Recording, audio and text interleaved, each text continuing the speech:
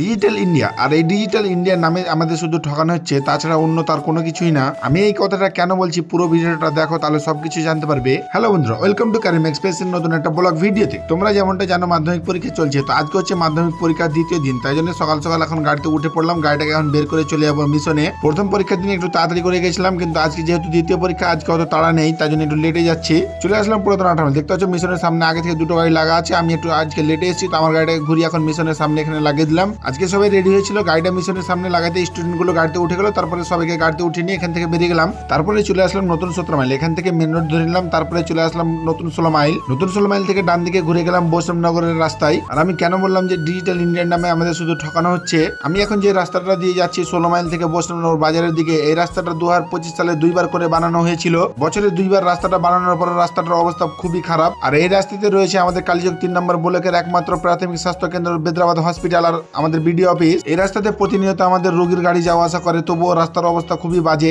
একটা রাস্তা বছরে দুইবার করে বানানোর পরেও রাস্তা এক বছরও যায় না। এই হচ্ছে আমাদের ডিজিটাল ইন্ডিয়া। যাই হোক, আমরা তারপরে স্টুডেন্টগুলোকে নিয়ে পৌঁছালাম বেদ্রাবাদ হাই স্কুল। এখানে এসে গাড়িটাকে কালকে যেখানে লাগিয়েছিলাম সেখানে আজকে গাড়িটাকে ভালোভাবে ভরে দিলাম। তো পিছনে গাড়িটাকে এখন সাইড করে চলে আসলাম। ওখানে স্টুডেন্টগুলো এখন ব্যাগপত্র নিয়ে ওরা চলে যাবে পরীক্ষা হলের ভিতরে। আর এখানে দেখতে পাচ্ছ সব ড্রাইভারগুলো এখানে দাঁড়িয়ে আছে। শুভঙ্কর দা আছে, দেবা দা আছে, বিপুল দা আছে। আর বিপুল দাকে দেখো সেই একবারে চশমা লাগিয়ে আছে খাতরা করে। স্টুডেন্টগুলো চলে গেছে পরীক্ষা হলের ভিতরে, আর গাড়ির মধ্যে বসেছিলাম। তারপরে মৌরক দা এসে বললো যে চলো একটু সামনে কাজ আছে, দুজন মিলে একসাথে ঘুরে আসি। তাই জন্য ওর কারটা নিয়ে এখন দুজন মিলে চলে যাচ্ছি সামনে শিক্ষার্থী একজনের সাথে দেখা করার জন্য। তো ওখানে দেখা করে চলে আসলাম এখন আবার গাড়ির কাছে। এখানে এসে দেখতে পাচ্ছ মাঠ আছে কিন্তু পুরো ফাঁকা। কালকে পুরো মাঠ ভরেছিল গার্জেনে, আজকে সেরকম গার্জেন আসেনি। আর এখানে দেখতে পাচ্ছ মৌরক দা আসছে ওর ফ্যামিলি নিয়ে, আর এই দাদা আসছে ওর বোনকে নিয়ে। কিন্তু কালকে যতটা লোক ছিল গার্জেনের এসেছিল, আজকে কিন্তু সেরকম ভাবে কোনো গার্জেন আসেনি। আজকে পুরো মাঠ প্রায় ফাঁকে আছে। তো দেখা যাক, এখন ও গাড়িতে বসে অপেক্ষা করবো কখন পরীক্ষা শেষ হবে, তারপরে স্টুডেন্টদেরকে নিয়ে আবার চলে যাবো বাড়ি। তো ফাইনালি গাইস স্টুডেন্ট গুলো চলে এসেছে, সবাইকে গাড়িতে উঠিয়ে নিলাম। গাড়িতে উঠিয়ে এখন এখান থেকে বাড়ির উদ্দেশ্যে বেরিয়ে যাচ্ছি। আজকে কিন্তু গাড়িটা এখান থেকে একটু লেটে ছাড়ছি, প্রায় 2:30 বেজে গেছে এখান থেকে বেরোতে।